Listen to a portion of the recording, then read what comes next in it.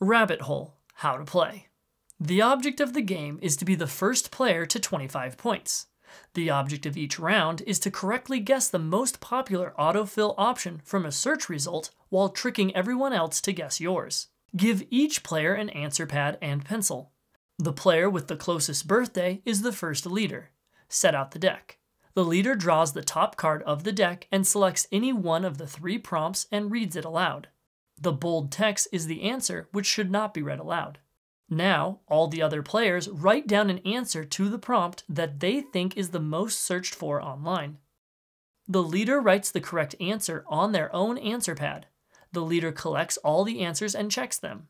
If the leader can't read an answer, then they discreetly give the paper back to the player for them to fix.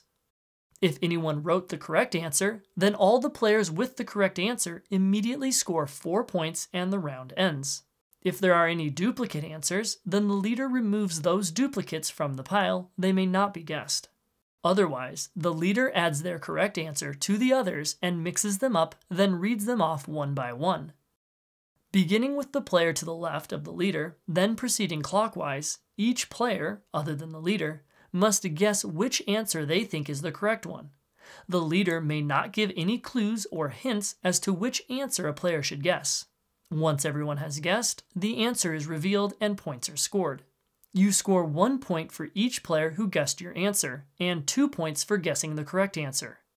You are allowed to guess your own answer, but if you do not score any points for it.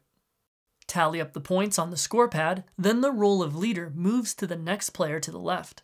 The first player to score 25 points wins.